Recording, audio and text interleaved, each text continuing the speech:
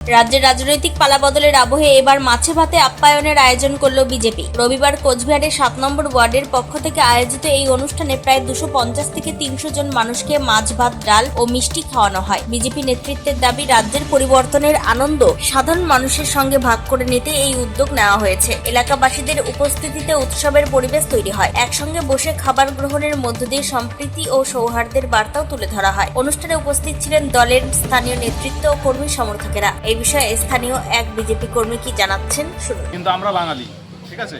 এবার আমাদের এখানে পশ্চিমবঙ্গে পালাবদল হয়েছে, বিজেপি সরকার এসছে, এই কারণে মাছ বন্ধ হয়ে যাবে, মাংস বন্ধ হয়ে যাবে, এটা মানা যায় না। কারণ বাঙালিরা মাছ ছাড়া, বাঙালিদের সপ্তাহে 7 দিনের মধ্যে 5 দিনই মাছ খায়।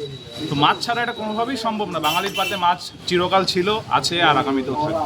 কোচবিহার থেকে নিজস্ব প্রতিনিধির রিপোর্ট, টাইমস 14 বাংলা। আরো নিত্য নতুন ভিডিও পেতে এবং তথ্য জানতে আমাদের ফেসবুক পেজকে লাইক ও ফলো করে রাখুন। সেই সঙ্গে টাইমস 14 বাংলার ইউটিউব চ্যানেলকে সাবস্ক্রাইব করতে ভুলবেন না।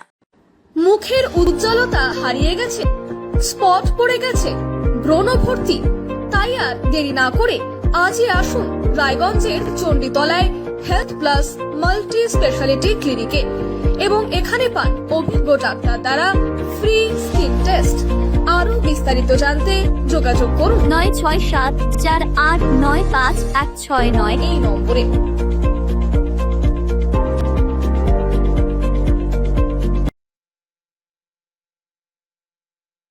আজ তোমার বিয়ে, সাজলো নতুন সাজে।